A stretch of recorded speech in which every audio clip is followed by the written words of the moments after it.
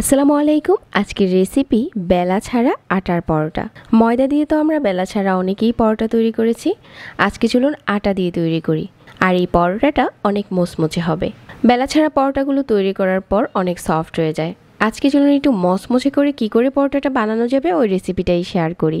তো আশা করছি আজকের রেসিপিও আপনাদের কাছে ভালো লাগবে। পরোটাটা বানানোর জন্য 1 কাপ নিয়ে নিচ্ছি আটা। পরিমাণ মতো লবণ দিয়ে দিচ্ছি। প্যাকেটের যে সাদা আটাটা পাওয়া যায় আমি ওটা নিয়েছি। অনেকে আবার এখানে কমেন্ট করতে পারেন যে এটা আটা না ময়দা। আটা আর ময়দা দেখতে কিন্তু একই রকম। তারপর খুব ভালো করে মিশিয়ে নিতে হবে। 1 কাপ পানি দিয়ে খুব ভালো করে মিশিয়ে নিয়েছি। আর এখন এই মিশ্রণটা অনেক স্মুথ হয়ে গেছে। ঠিক এই পর্যায়ে দিয়ে দিচ্ছি একটা ডিম। ডিমটা অবশ্যই দিতে হবে, তা না হলে পরোটা প্যান থেকে উঠতে চাইবে না। ডিমটা দেওয়ার পর খুব ভালো করে আবারও মিশিয়ে নিতে হবে। আর এখানে আবারও অল্প অল্প করে পানি দিয়ে একটা পাতলা গোলা তৈরি করতে হবে, যাতে করে এই গোলাটা অনেক বেশি ঘন না হয়। আর মেশাতে মেশাতে মিশ্রণটা অনেক স্মুথ হয়ে গেছে।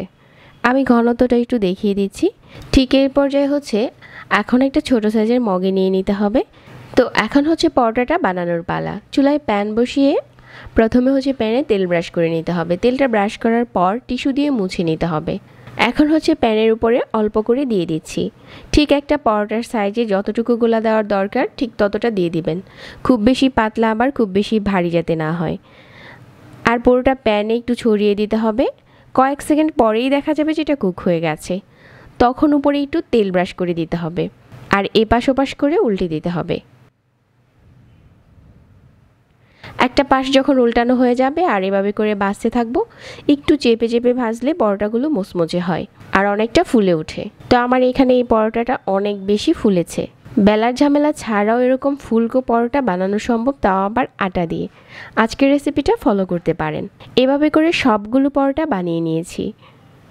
এখন আপনারা চাইলে এই পরোটাগুলো সবজি, ডাল, মাংস যে কোনোভাবে পরিবেশন করতে পারেন।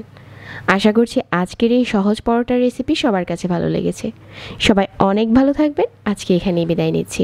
রেসিপিগুলো ভালো লেগে থাকলে পেজে লাইক আর চ্যানেল সাবস্ক্রাইব করে রাখবেন। আল্লাহ হাফিজ।